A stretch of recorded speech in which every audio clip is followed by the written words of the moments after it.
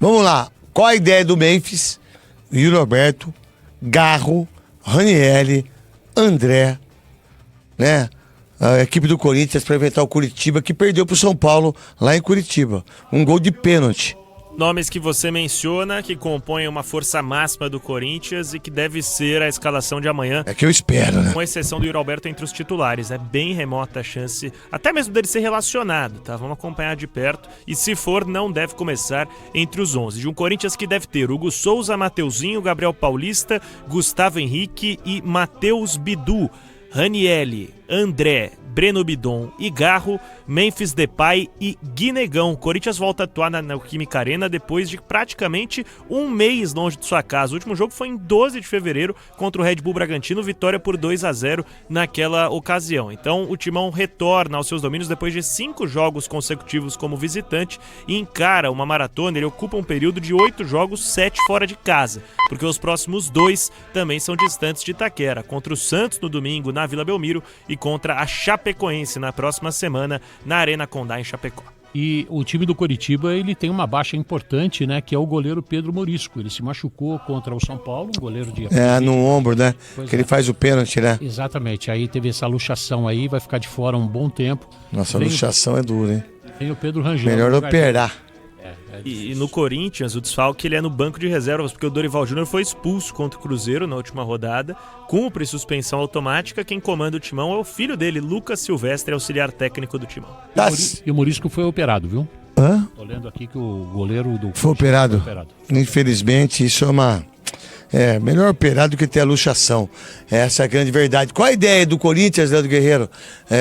Com a volta ou não do Yuri Alberto, o Memphis que não fez gol no Campeonato Paulista, o Garro que ficou 169 dias sem fazer gols, mas o Corinthians mostrou nesse ano que já ganhou o título do Flamengo, ganhou 2 títulos no ano passado. Qual a ideia do Corinthians para você? O Corinthians é muito forte, jogando seus domínios, independente de quem vai a campo, jogadores de qualidade. Isso é passageiro do Memphis, né? Daqui a pouco a bola volta a entrar normalmente, como ele sempre fez. Guinegão, né, muito bom jogador, né, tem total condições de fazer a dupla de ataque com ele. O Garro a gente espera um pouco mais, né? Espera que joga aquele... Muito pouco gol, né? Muito pouco gol, muito pouco participação em gol, né? Também, pouca minutagem, tem jogado pouco também, a gente espera um pouco mais do Garro. Mas aquilo, no conjunto todo, o Corinthians, com o seu torcedor dentro de seus domínios, é muito forte e tem tudo para ganhar o jogo. Mais informações do Corinthians em relação a mais um fator deprimente em relação ao que aconteceu ontem, meu querido Luiz Fabiani.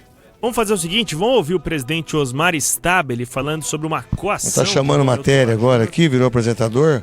Uma sonorinha, craque, do presidente do Corinthians. Então pede. Daqui 23 minutos, ele estará ao vivo na Bandeirantes, no Esporte em Debate, para falar sobre esse ocorrido de ontem. Mas temos aspas dele da noite de ontem e eu quero te permitir. Uma declaração. Ah, tá. Ele falou, é aspa. Isso. Abre aspas para Osmar Stabile. Abre aspas para Osmar Stabile. Vamos lá. O pior de tudo que aconteceu foi na sexta-feira. Eu estava comendo uma pizza lá na pizzaria e ele estava numa outra mesa, né?